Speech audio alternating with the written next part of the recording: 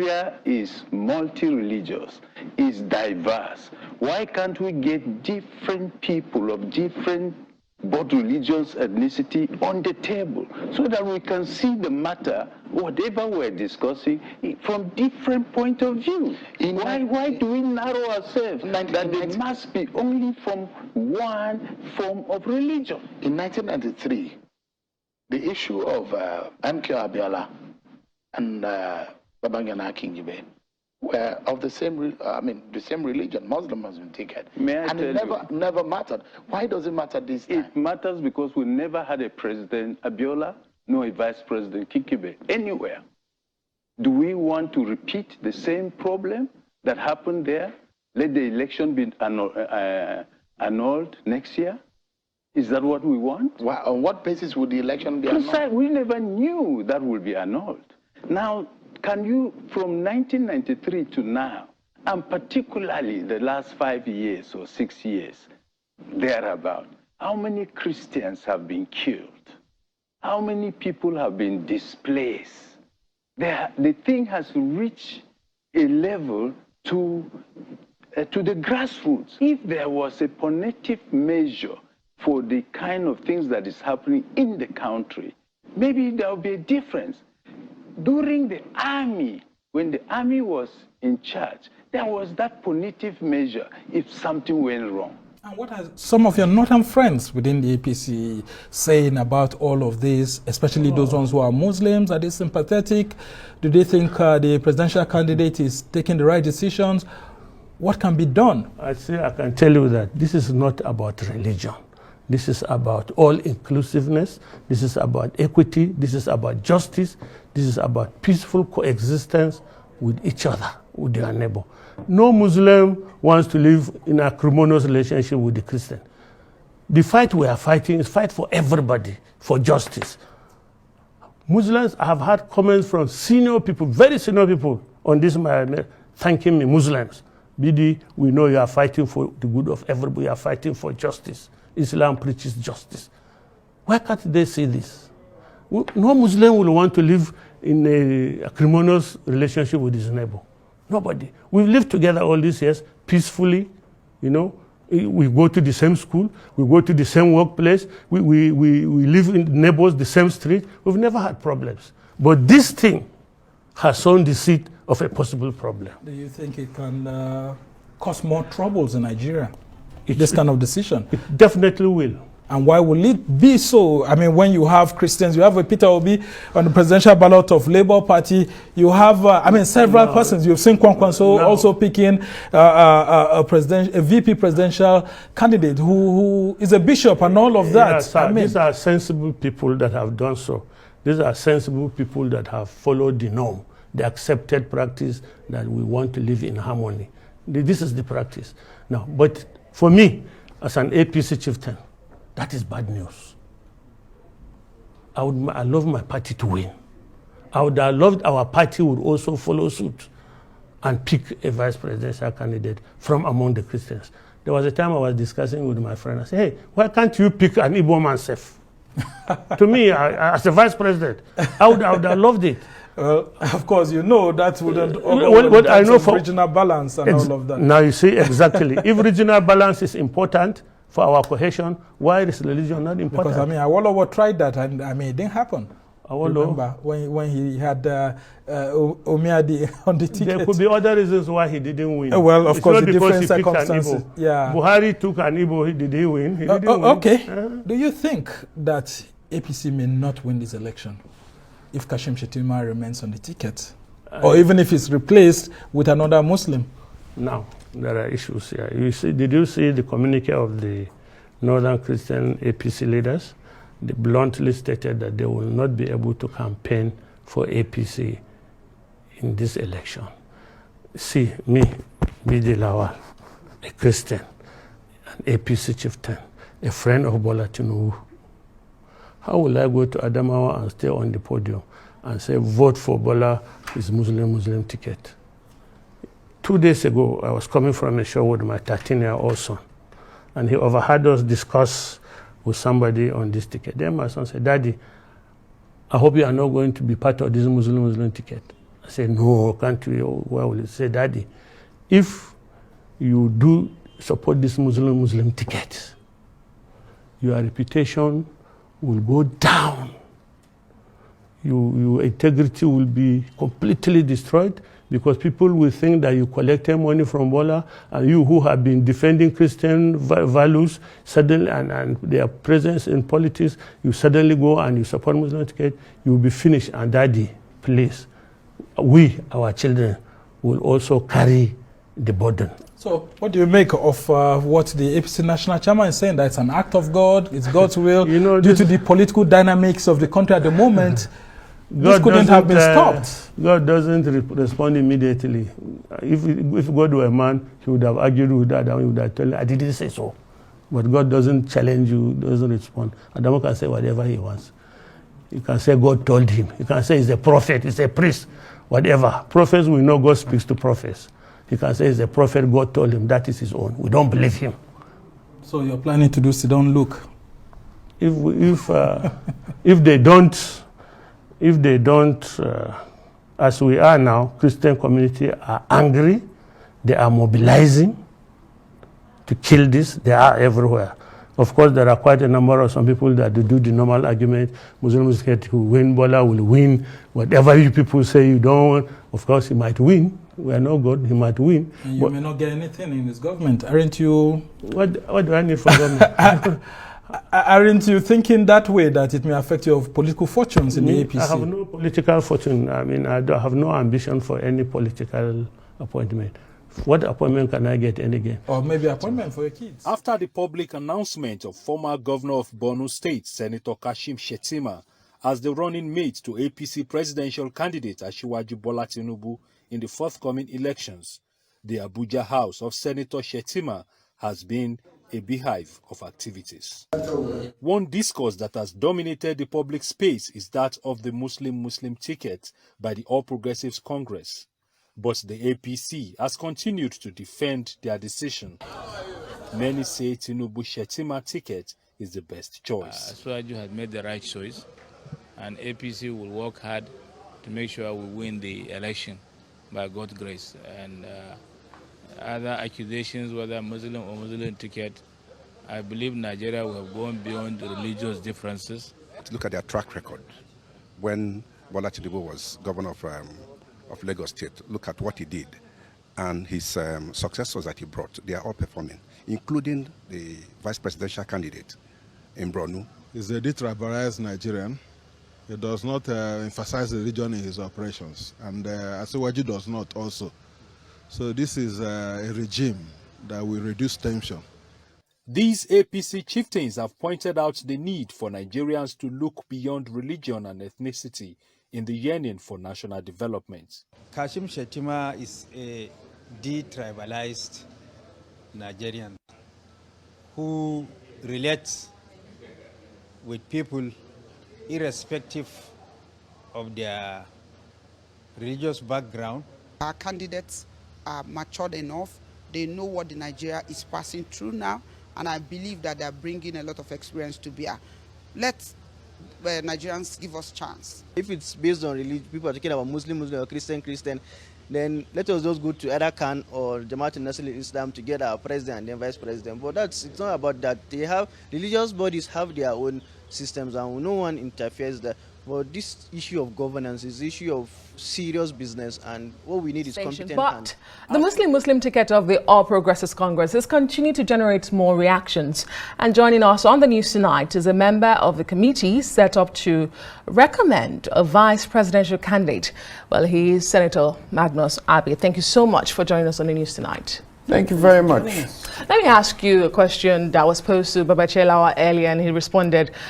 Do you think Tinubu is in trouble for this ticket? First of all, let me say this. You know, in dealing with the issue of religion, it is a very, very sensitive topic. And the audience out there is not homogeneous. There are people who are taking their positions, fanning their positions for different reasons, and we all understand it because this is the era of politics.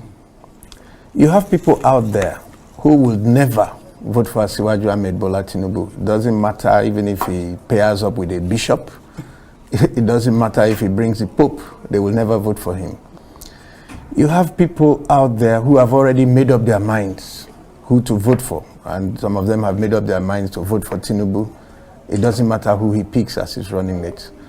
But there are actually people out there who are offended, who feel sensitive about the issue of religion or have been confused by the rhetoric that is being bandied around to such an extent that they lose sight of the main focus of what this conversation should be about.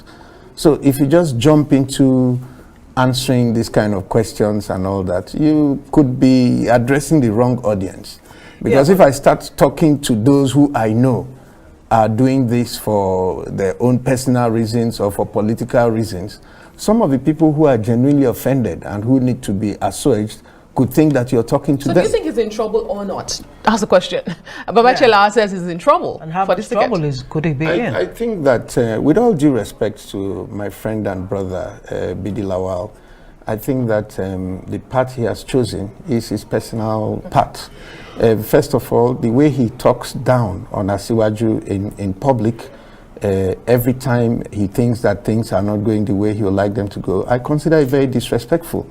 And well, when you say that, doesn't he have the freedom to express himself guaranteed by the Nigerian constitution? Now, let's talk about what exactly are your thoughts on this? Let me respond to that. Right. Yes, he has the freedom of speech as guaranteed by the constitution, but he does not speak as a citizen who is talking as guaranteed by the constitution. He speaks as an associate of Asiwaju. That's what gives prominence to what he's saying.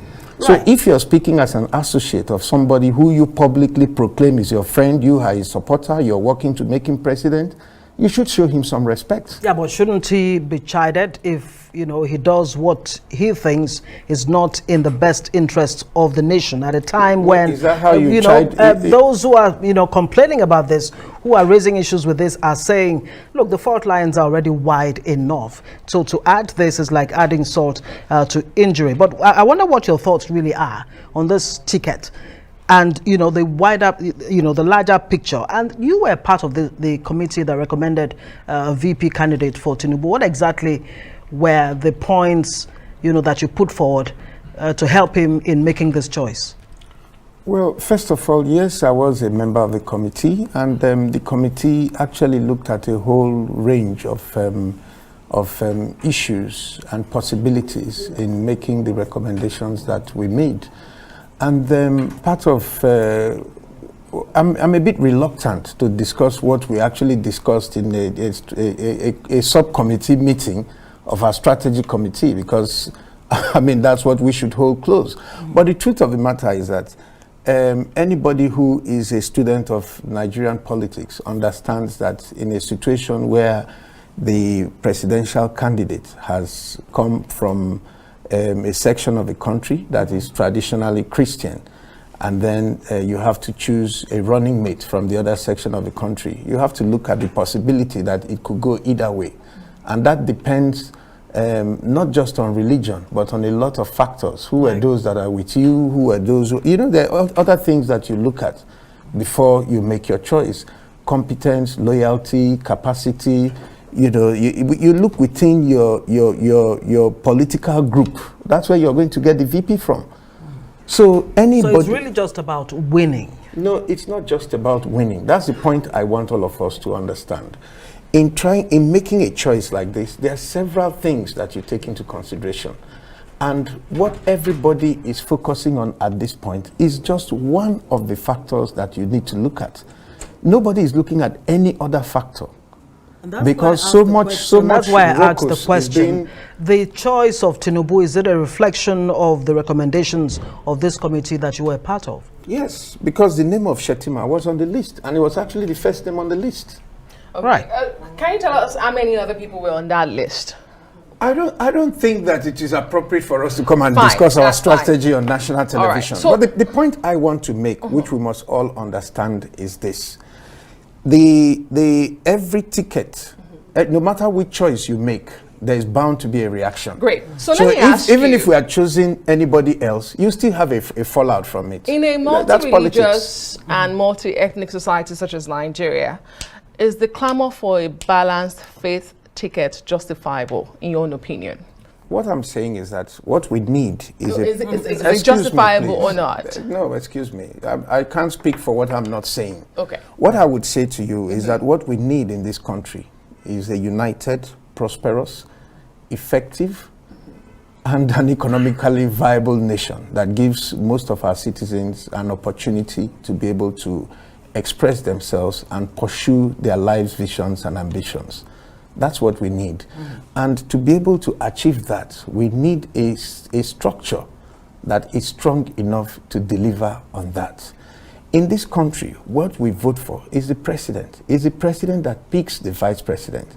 And it's the president who is going to make the decisions for this country. And the person who is presenting himself to Nigerians must be able to evoke their trust.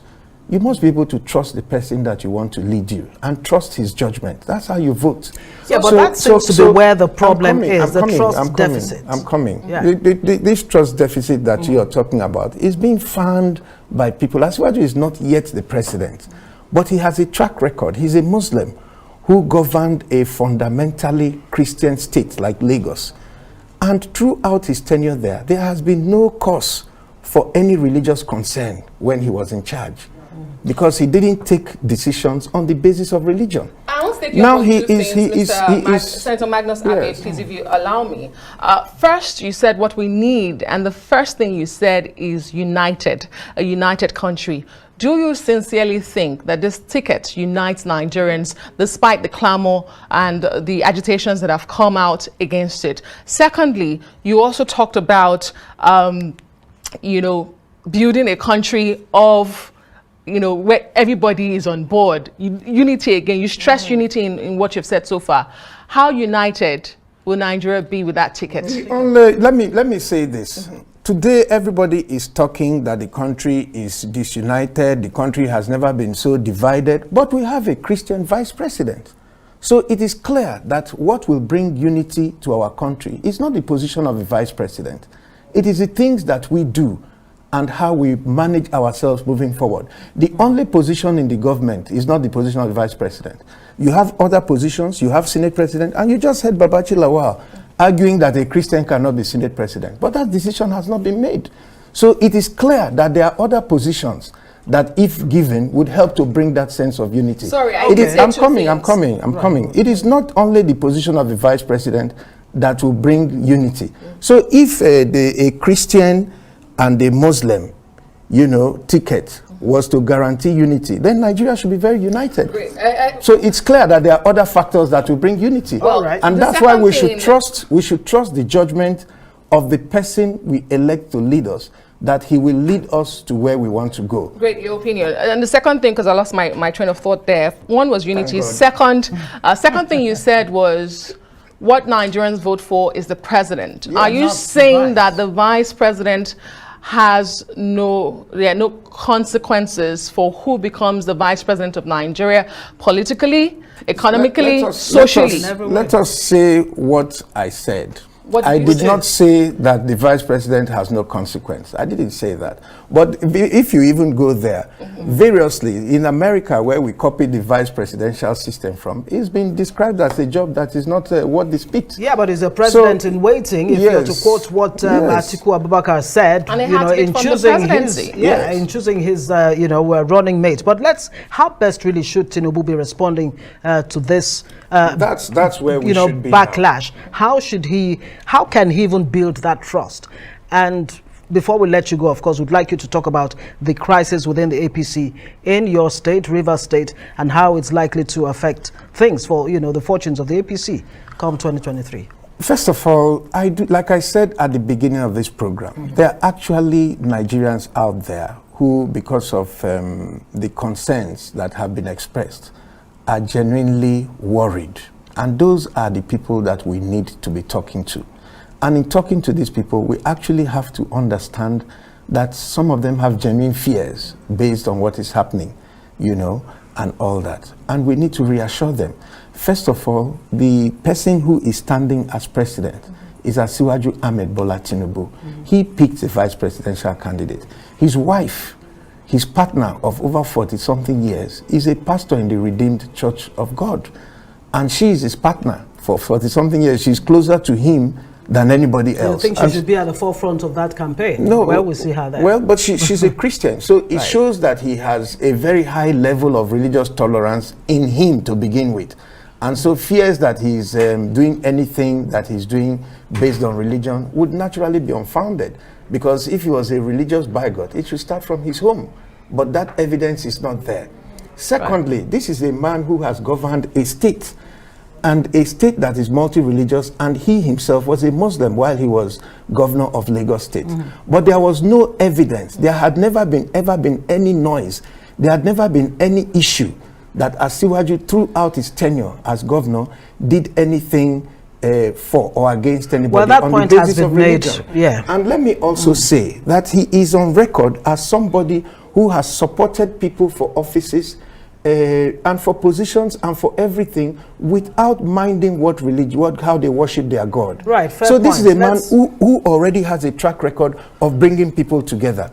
And I believe that Nigerians should give him an opportunity to do what he knows how to do best, which is to bring people together and get the best out of them. I think that's the part that is on. Great. Those who are making the allegation that the only reason he picked Shettima is because of religion, to be very honest, I think they are childish. If you know Shettima and you've heard him and you know his track record, there is nobody I have heard who have complained or said that he's incompetent or he's incapable or he's not cerebral enough. You know this what? is a man who has all the qualities that we're looking for, and that is the reason why he was chosen. So for those who are upset about it, my appeal to them will be just give this man a chance. He knows what he's doing. Let us give him a chance to do what he knows how to do best, and we will reap the results. All right, you've made a great case for Asiwaju Bola Ahmed Tinubu. Let's talk about APC in your state. What's all this crisis about, and I mean, what are the chances of it not affecting the fortunes of the party in 2023? Well, I have said before, and I would like to repeat that you can't keep doing something exactly the same way you have been doing them and you expect a different result. I look at the path that the APC in Rivers State has chosen in the past and the results they have gotten from those choices.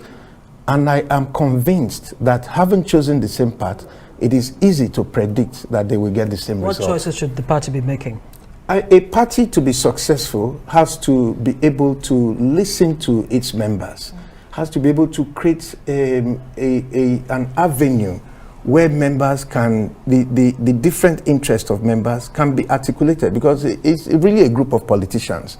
That's what a political Yeah, but what party exactly is the bone of contention here? The bone of contention is that the APC in Rivers State has been managed as a personal estate, not as a political party, and it is incapable of winning elections. And therefore, I do not think that going that path, it is likely to win any election in the state. Just before we let you go, the conversation this time around, the happenings in the APC with Kenneth Okonkwo, who is an actor, lawyer, and politician.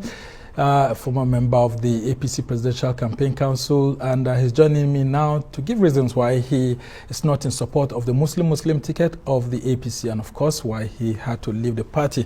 Thank you so much for joining us. Just very quickly, I mean, you must have heard what the former Secretary to Government of the Federation said. Yeah. It's difficult to market the APC to certain parts of the country. Is that one of the reasons you looked at before exiting the party?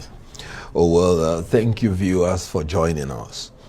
Now, first of all, I believe as a lawyer that what APC did is unconstitutional by the express provisions of the Constitution. Section 15, subsection 1, that defined the political objectives of Nigeria, talked about our motto, unity, faith, peace, and progress. Subsection 2 said, accordingly, national integration shall be actively encouraged, whilst discrimination on the basis of place of origin, religion, ethnic, linguistic, etc. shall be prohibited. Use the word prohibited. Then if you descend to 3D subsection, he said the state shall have a duty in pursuance to the pursuit of national integration, shall encourage the forming of associations that cut across ethnic, linguistic, and religious barriers. The concept of the presidency implies an association between the president and the vice. Section 142 made it clear that the president, before he is duly nominated, shall find an associate who shall be his vice president. So the concept of the presidency is an association, and the state has a duty to ensure that when you are forming that association, it must cut across religious barriers. Look at subsection 4 of that beautiful section. It said that the state shall promote a feeling of belonging and involvement amongst the various peoples of Nigeria, to the end that loyalty to the nation shall override sectional loyalties. Yeah, I mean, we had a senator who was here and he pointed out all of that. Very good. So how does Muslim ticket at the presidency encourage integration, involvement, and participation of the Christians in Nigeria in the politics of Nigeria? And you know what? Section 17 made it clear. He said the state social order shall be founded on the ideals of freedom, equality, and justice. Equality amongst the religions and even in the population. The religion is almost 100 million versus 100 million. So how do you say it? And let me descend to the constitution of APC. Being a former member of the Presidential Campaign Council, the APC summarized it and even made it more strong. That's in its constitution. Constitution of APC. He said the APC should build a nation that will guarantee political stability, respect and understanding, mutual and peaceful coexistence, and equal opportunities to all. So we're heading towards political instability, even if the APC wins. That's what you're saying. It is very, very plain. When you have the president and the vice of a religion, no matter what you do, you are already flawed. You cannot, it's unappeasable. Now, can't we balance that with maybe the president of the Senate and a speaker of the House of Representatives coming from the Christian faith or maybe even traditionalists? What if the candidate is already thinking towards that to create a balance? Elementary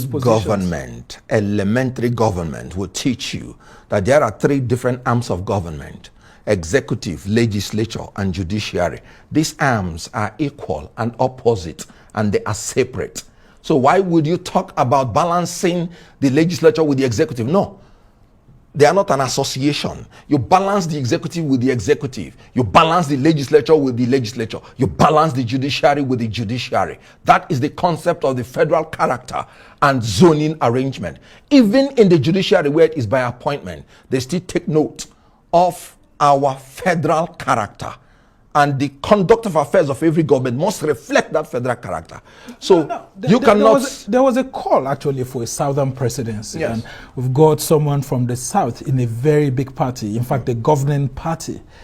Why would someone like you want to leave that governing party when there's a southern candidate just because of the issues of religion? Because, I mean, some others are saying that these are issues that can be settled if eventually the South gets the presidency.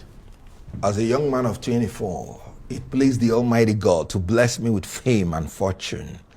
I happen to be the first actor that acted the first movie that started Nollywood. You do not contemplate that I will enter politics for my self-aggrandizement. No. Nigeria is my pursuit in politics, and I will keep searching for it until I find it. So whatever you want to give me as a person is secondary. Give me Nigeria, give me stability, give me employment to the youths, give me sense of belonging, give me participation of everybody, and you would have made my day.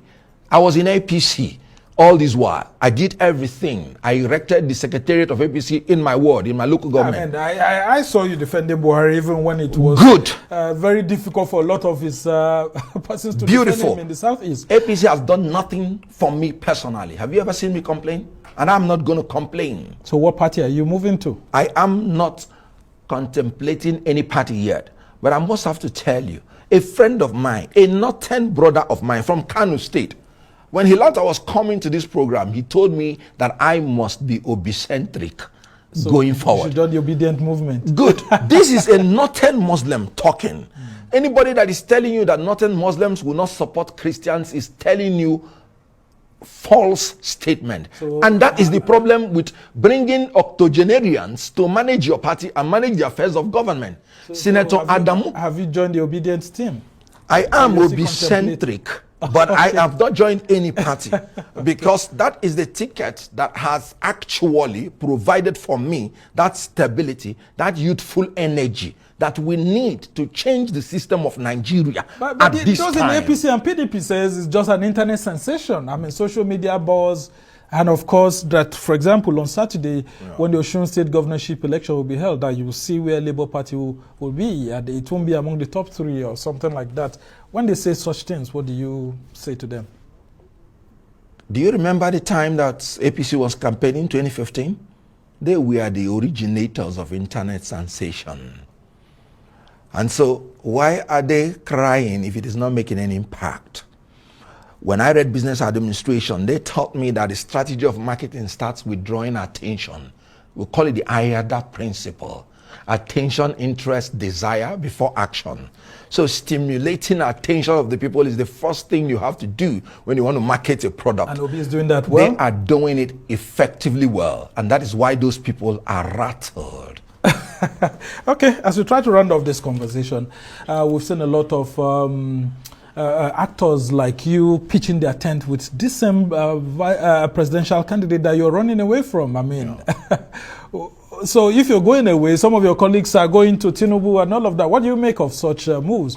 They are making the moves as actors, simpliciter, that are entitled to the appearance fee. So they're acting movies. You can say that again. So there's an element of deception there. I wouldn't say that with you. But they have the right to go in as actors and ask for the appearance fee. I am going in as a politician that understands the rudiments and implications of the decisions I'm making today for my future and the future of my children. Tinubu had got a bishop or a pastor like Buhari did and all of that. Do you think that the Southeast would have voted for him? Other parts of the country would have voted, because I mean we saw Buhari and Oshibanjo, and yet the Southeast, a lot of politicians there were trying to run away from that. A lot of persons were still tied to PDP and all of that. Do you think by doing that, that can resolve any issues for Tinubu? Now, PDP has been the greatest fraud on Southeast, and that was one of the reasons why I left the party. I told my people PDP was going to ruin them politically, and PDP has done just that. They have been sheepishly following PDP from 1999, giving them 95% of their votes, whether it is a Fulani Muslim or a Christian from South, or it was PDP all through. Now, PDP, after 24 years, did not even consider them qualified, not for the presidency, not for the vice presidency, and in the ticket of the presidency, for a party they sacrificed all, they got nothing. So PDP... Ifeanyi are not Igbo enough for you. Ifeanyi Okonkwo is not from Southeast. When you talk about geopolitical zoning, you are talking about geographical expressions. You're not talking about... He's a full Igbo. It's just that he finds himself in Delta State. Good. Which happens to be in the South. Good. Very quickly before we end. Then it will be very, it won't be, it would accord to justice for him to take things that will come from South in the name of Igbo, and then come back to take things that will come to Southeast in the name of Igbo. There are Yorubas in North Central, in Kwara State. Would you want them to take the position that is meant for Southwest? So Okonkwo is Igbo. I have no doubt about that. I love him and respect him for that. When it comes to geopolitical balancing, he is South, and he has to allow what has to do with Southeast. That if Tinubu had